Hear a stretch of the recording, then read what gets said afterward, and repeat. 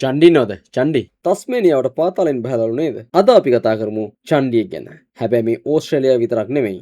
අද වෙද්දි මුළු ලෝකේ පුරාම ආදරේ දිනාගනිපු නීල් ද සීල් ගැන. මේ නීල් කියන සීල් ඉපිදිලා තින්නේ 2020. ඒ කියන්නේ දැනට අවුරුදු 6ක් වයසයි. මෙයා සදර්න් එලිෆන්ට් සීල් කියන ලෝකෙන විශාලතම සීල් විශේෂයටත් ඒ වගේම ලෝකෙන විශාලතම කානිවරස් මැමල්ස්. ඒ කියන්නේ මස් ආහාරයට ගන්න ශීරපායි සතා. නීල්ට වයස අවුරුදු 6ක් වුණාට එයා දැනට ටොන් 1ක් විතර බරයි. හැබැයි තව අවුරුදු 5කින් 10කින් මෙයා ටොන් 3ක් 5ක් වගේ බර වෙනවා.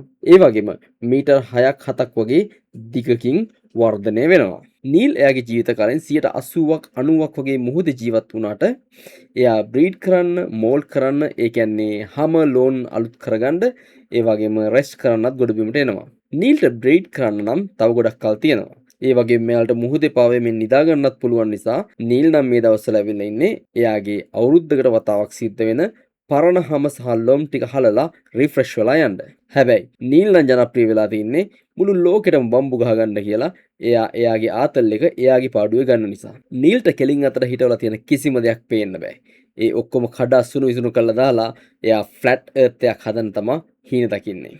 ඊට පස්සේ තනක් නොතනක් බලන්න නැතුව වැටු තැන වැටලා නිදා ගන්නවා. පාර මැදද ගෙවල් අගු පිල්වලද කිසිම ගාණක් නැහැ. වැටුණු තැන නිදා ගන්නවා. ඒ වගේම තමයි Southern Elephant Seals. Internationally protected by law. ඕස්ට්‍රේලියාවගේ සත්ව නීති තදින්ම ක්‍රියාත්මක කරන රටක එයාට කැමති විදියට කැමති දෙයක් කරගන්න ඉඩ දීලා පොලිසියෙන් සහ වනජීවියෙක්ගෙන් එයාව බලා ගන්නවා.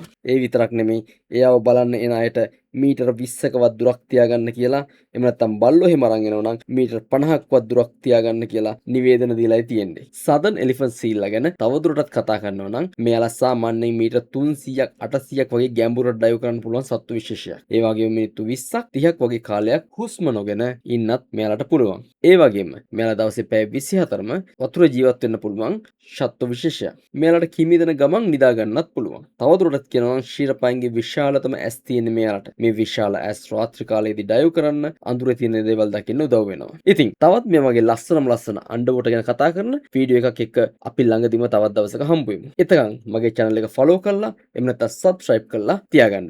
ගිහලා එන්නම්. බොහොම ස්තුතියි.